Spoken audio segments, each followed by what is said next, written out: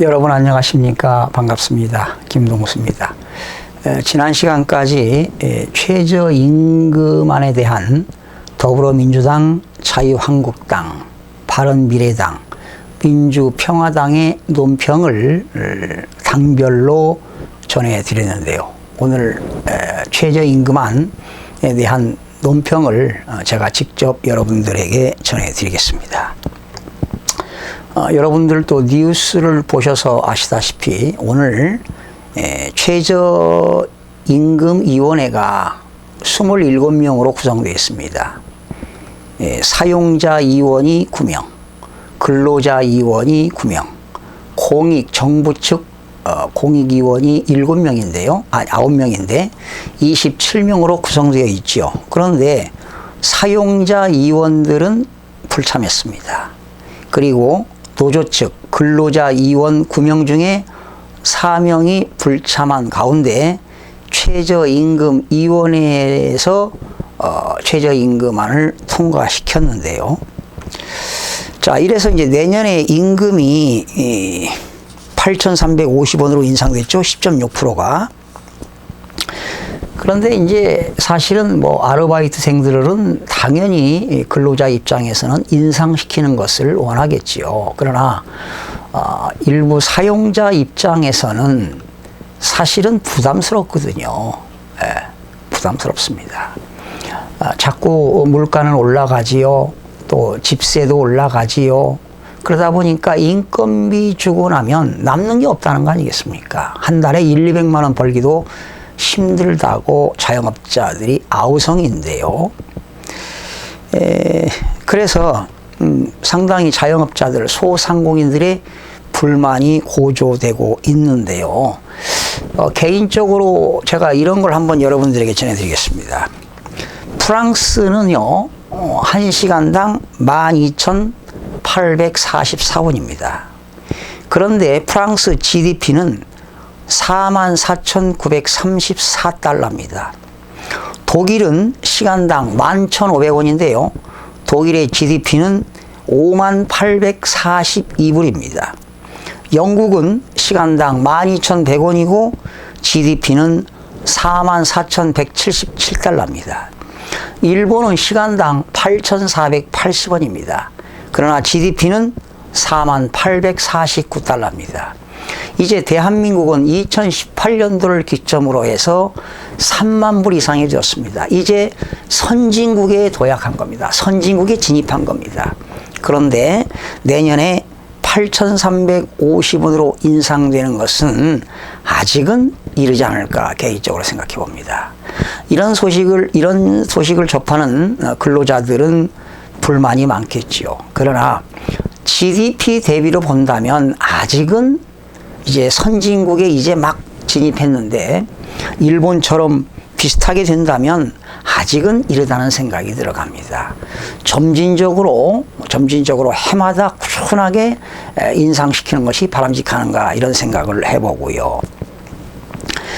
그리고 이제 지금 한국의 모든 근로자들의 중위임금이라는 게 있습니다. 평균 임금이죠. 평균 임금이 시간당 13,387원으로 조사가 됐습니다.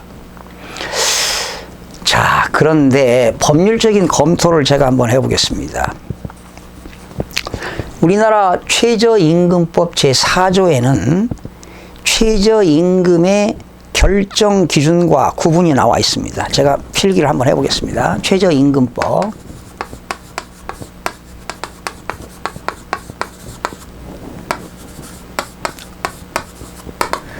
최저임금법 제4조는 최저임금의 결정 기준과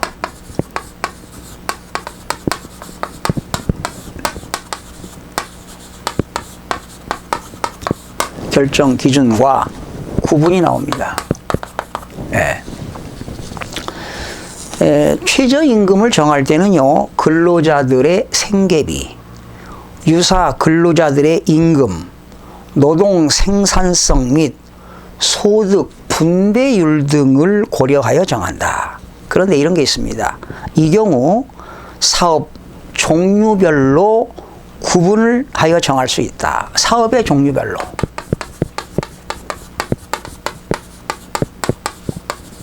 사업의 종류별로 구분하여 정할 수 있다.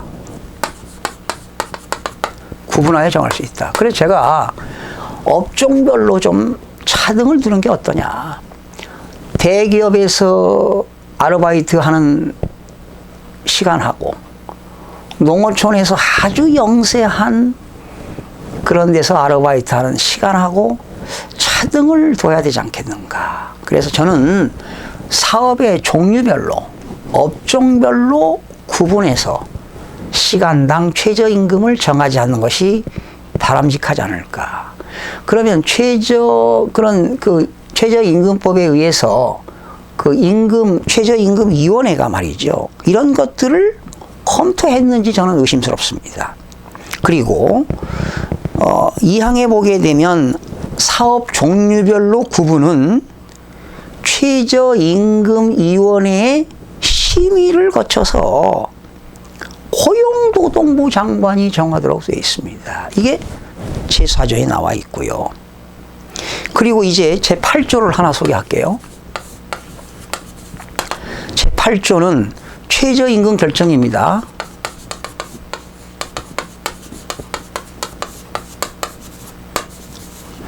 최저임금위원회에서 결의가 됐다고 해서 결정되는 게 아니에요.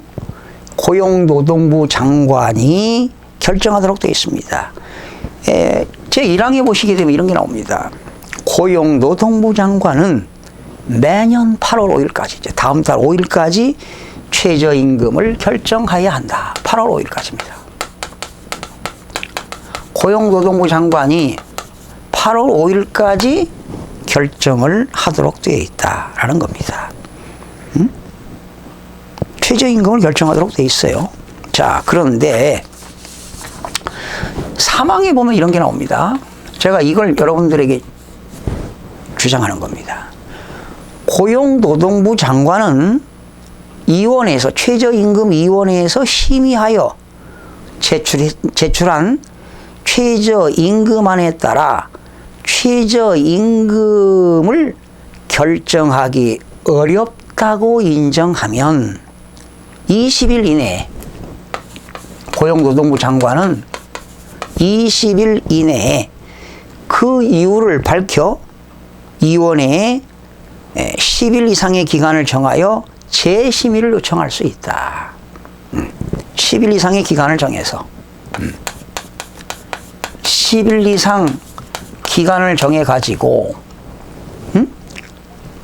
고용노동부 장관이 최저임금위원회에 재심의를 요청할 수 있습니다.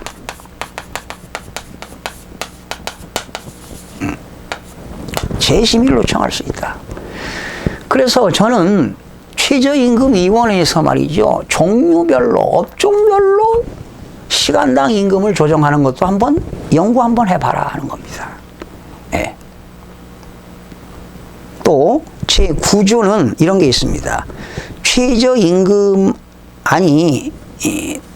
임금안에 대한 이의제기가 있습니다.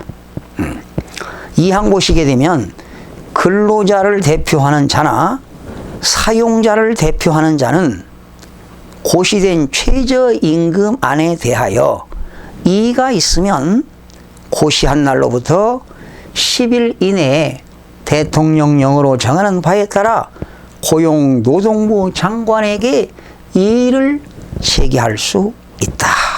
이렇게 법조문 9조 2항에 나와 있습니다.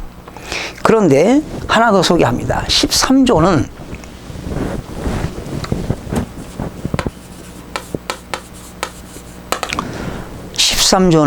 위원회의 기능이 있습니다.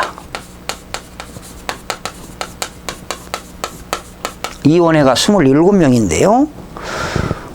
이런 것을 수행해야 돼요. 최저임금에 대한 심의와 재심의가 있습니다. 최저임금 적용 사업의 종류별로 구분에 관한 심의가 있다. 최저임금 제도의 발전을 위한 연구 및 건의도 있고, 그 밖에 최저임금에 관한 중요한 사항으로서 고용노동부 장관이 회의에 붙이는 사항에 심의도 할 수가 있다. 이런 내용들이 나와 있습니다. 제14조는 뭐 여러분도 다 아시겠지만은 위원회의 구성이 있습니다.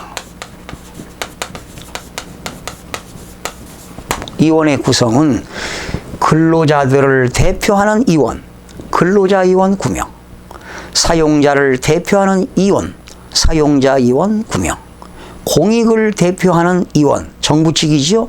공익위원이 9명입니다. 27명인데 오늘 14일 새벽에 통과시킨 게 말이죠. 사용자위원, 사용자를 대표하는 위원들은 9명이 전혀 참석하지 않았습니다. 또 근로자를 대표하는 9명 중에 4명이 빠진 상태에서 결정이 되었다는 사실입니다. 자, 그래서 저는 고용노동부 장관은 최저임금안을 8월 5일 전까지 결정을 하도록 되어 있지만 재심의를 좀 요청해 달라는 것을 부탁드리고 싶습니다. 최저임금위원회에다가 재심의를 요청해 달라는 것입니다. 그게 8조 2항에 나와 있죠. 8조. 네. 8조 3항에 나와 있습니다. 8조 3항. 고용노동부 장관은 위원회가 심의하여 제출한 최저임금안에 따라 최저임금을 결정하기가 어렵다고 인정되면 20일 이내에 그 이유를 밝혀 위원회에 10일 이상의 기간을 정해서 재심의를 요청할 수 있다. 재심의를 한번 해달라는 겁니다. 지금 사용자, 근로자 간에 많은 충돌이 있습니다. 이해관계가 있어요. 이 실마리를 잘 풀어야 대한민국 경제가 발전할 수 있습니다. 지금 위기입니다. 앞으로 글로벌 금융위기가 올 수가 있습니다. 그리고 4차 산업혁명 시대는 많은 일자리가 줄어들고 있는데 지금 소상공인들 550만 소상공인들과 자영업자들은 이 토요일 일요일도 없이 영업에 종사하고 사업하고 있습니다. 그래도 한 달 벌어들인 것은 얼마 되지 않는다고 하는데 그들이 애국자 아니겠습니까? 그들이 있어야 많은 국민들이 사 먹을 거 아니겠어요? 자, 그래서 최저임금안에 문제가 많은데 만약에 이렇게 그냥 8월 5일 날 고용노동부 장관이 최저임금을 8월 5일 날 그냥 결정해버린다면 그런 거 이것만이라도 좀 국회에 계시는 입법기관에 계시는 국회의원들이 민생 법안이라도 좀 만들어 주시기 바랍니다. 상가 소상공인들을 위한 상가건물 임대차 보호법 계약갱신 청구권을 좀 연장시켜 주거나 아니면 임대료를 좀 인하시켜 주는 것 그리고 카드 수수료를 좀 인하시켜 주는 것 이런 것들입니다. 그리고 프랜차이즈 가맹 본사의 가맹료 문제 등 바로 가맹점 사업법이 되겠습니다. 예. 그래서 이런 법률을 민생 법안들을 20대 국회 이제 올 2018년 하반기에 말이죠. 임시국회나 정기국회에서 이런 여야 간에 서로 협력해서 협조해서 융합해서 민생 법안을 좀 통과시켜 줄 것을 간곡히 부탁드립니다. 그래야 소상공인들이 장기적으로 내수 시장이 활성화되고 시장에 웃음꽃이 피고 자영업자와 그리고 근로자 모두가 행복해지기를 기대해 보면서 오늘 시간에 최저임금에 대한 내용을 가지고 여러분과 함께 했습니다. 시청해 주신 여러분 대단히 고맙습니다. 여러분들의 많은 고견을 부탁드리면서 마무리하겠습니다. 시청해 주신 여러분 정말 대단히 고맙습니다. 많은 사랑과 격려 부탁드리겠습니다. 고맙습니다.